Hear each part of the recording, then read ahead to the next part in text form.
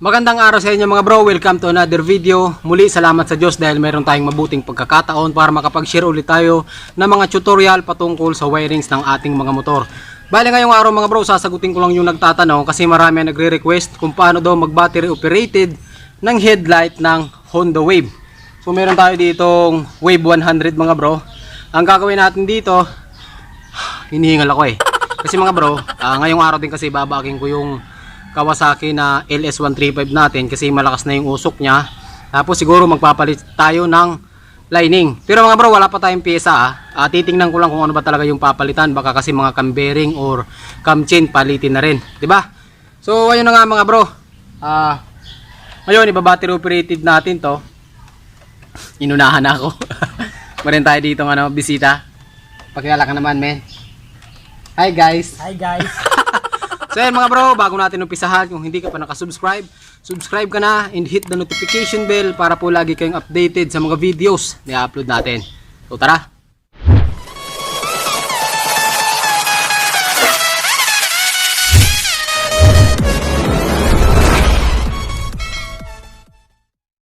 Siyempre mga bro, sa pag-battery operated, ano nga ba yung battery operated? Marami kasi nagtatanong kung ano yung battery operated.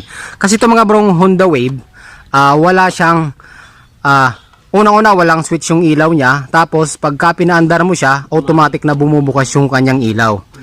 Yun ay hindi operated, yun ay naka stator drive, di ba?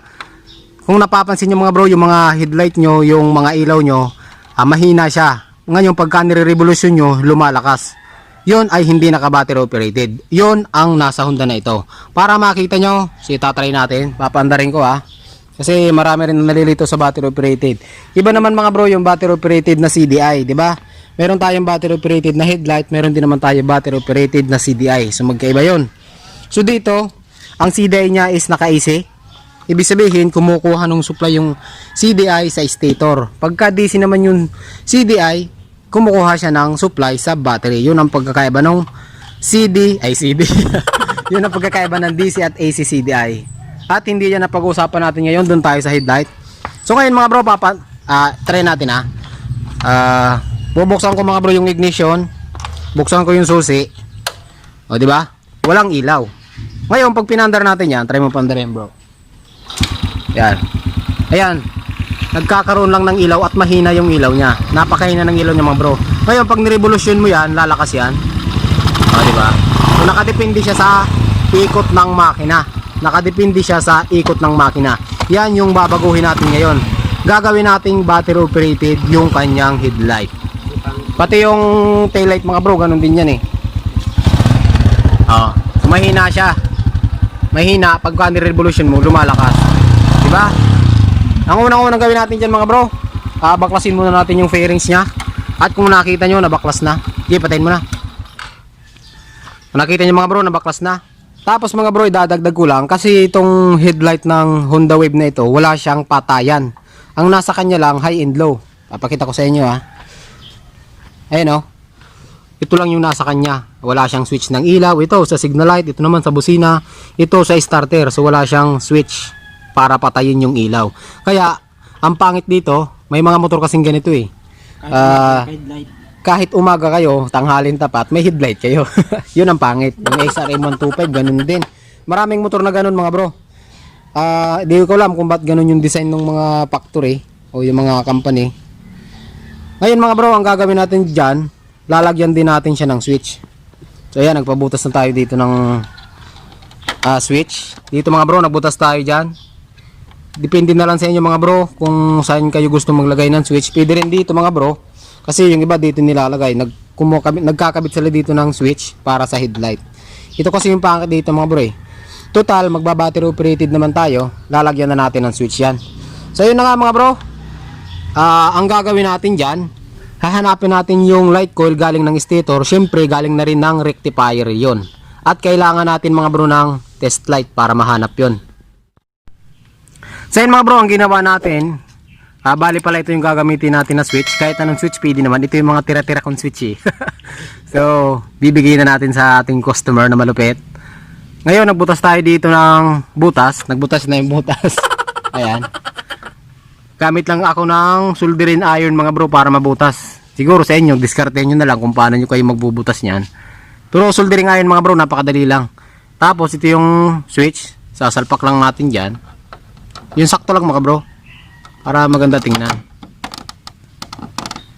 Ayan, kagaya nyan, diba? So yung swak na swak lang. Ngayon punta tayo dun, hanapin natin yung light coil.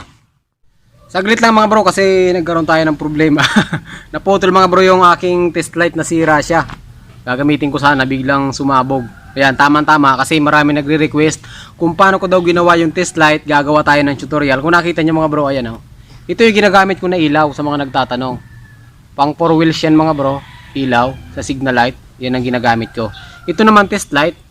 Pang 220 talaga ito mga bro. Actually, ang capacity niya is 100 to 1000 volt. Ayan, binutasan ko lang yung ano. Siguro gagawa na lang tayo ng tutorial nito mga bro. Sa ngayon, tester muna gagamitin natin. Pwede naman ano, yung signal light, pwede naman yung gamitin na test light mga bro eh. So, wala muna. Out muna ng aking test light ngayon, nasira. Ayan mga bro, balik tayo. Bali, ito muna yung gagamitin natin na test light, temporary kasi nasira yung test light natin. Yung ito mga bro, yung mga sa indicator ito, gear indicator niyan, pwede rin yung sa, kung gusto nyo gumawa, pwede rin yung sa signal light mga bro, pwede rin yan. Ito kasi medyo maliit lang. Ngayon, mayroon dalawang terminal lang yan. Yung isa, dinugtungan ko. Yung mahaba mga bro, ikabit natin yan sa negative para magamit natin. Diba mga bro, ikabit natin to kahit sa ang negative. Pero sa battery ko na lang kakabit. Yan. So, pakabit natin to. Muna tayong katulong. Maiksi ba? Okay. So, ayan. Ngayon mga bro, nadikit na sa negative ano. So, itry natin kung gagana. Yan. So, gumagana yung ating mini test light. So, dito mga bro, kung nakita nyo, ito yung sakit ng ignition ano. Ito yung sakit ng ignition. Yung red na yan, galing ng battery. Yung black naman mga bro, yan yung ating accessory wire na tinatawag. So hindi tayo dyan, pero kailangan din natin dyan mamaya.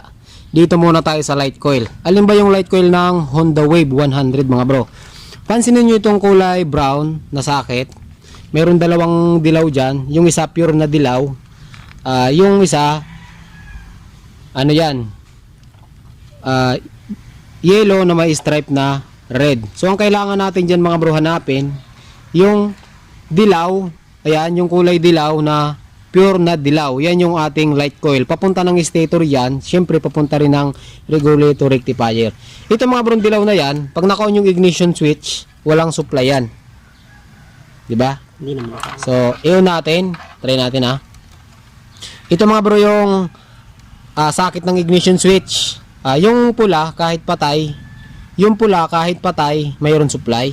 Ayan, kita nyo, mayroon supply. Kahit patay.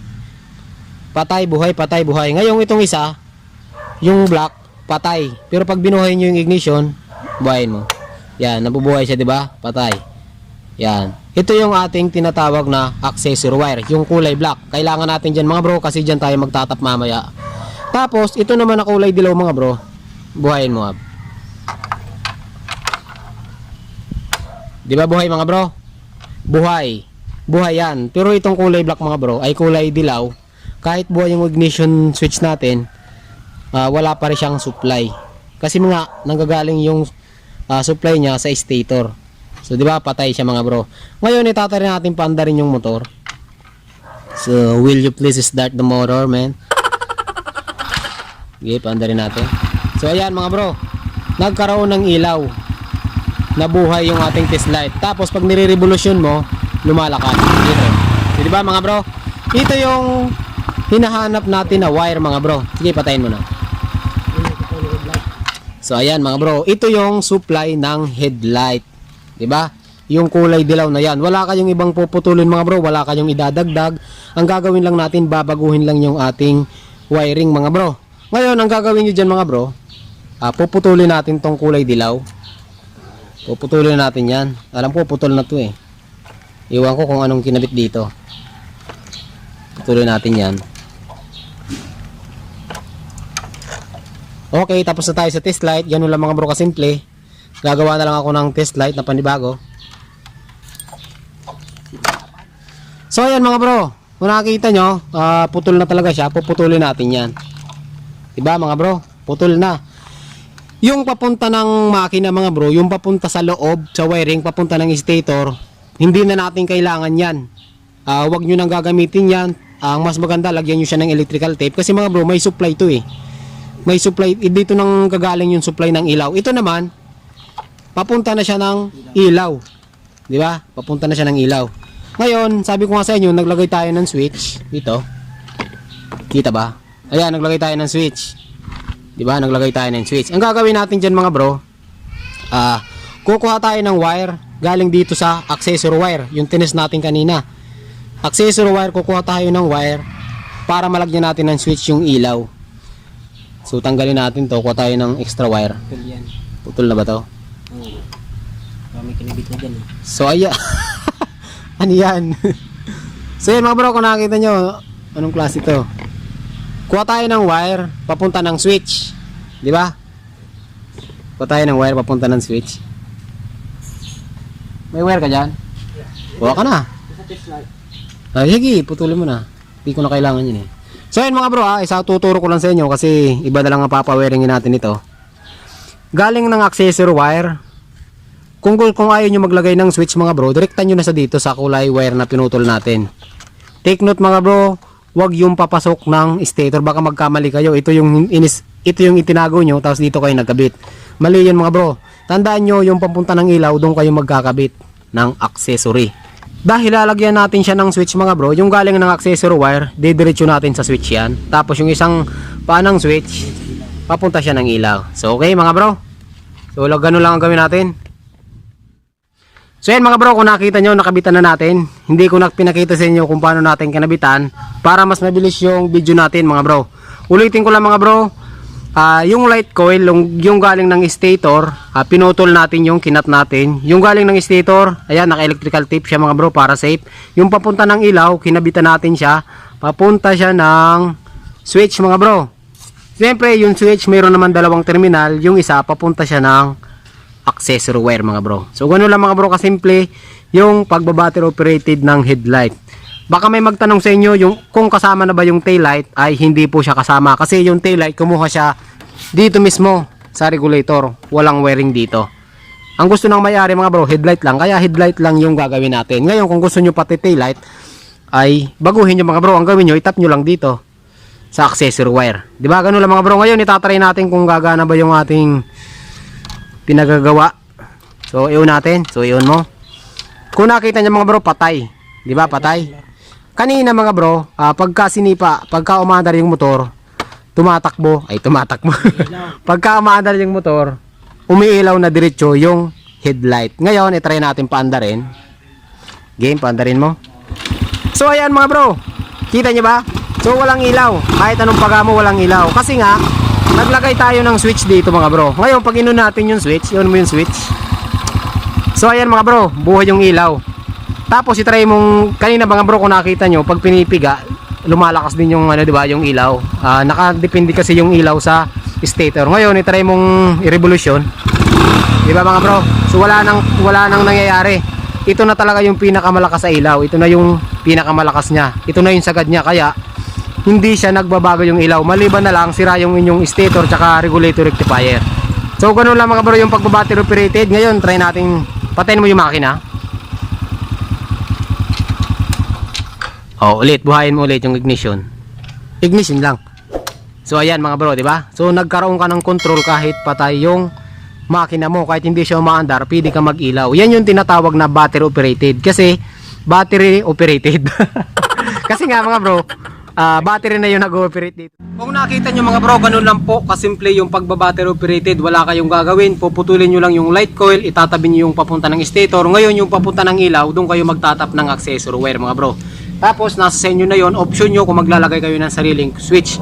Pero suggest ko mga bro, maglagay kayo. Kasi pag umaga, hating gabi, alas 10, alas 11, maaga, naka-headlight kayo, pangit naman. Tsaka possible na mapundi yung ilaw, di ba? Ngayon kung meron kayong switch, magagamit nyo lang yung ilaw pagkagabi lang. So ayan mga bro, hanggang dito lang yung video natin. Sana mayroon kayong natutunan. Kung mayroon pa kayong gustong itanong, huwag nyo pong kalimutan i-comment at sasagutin natin yan.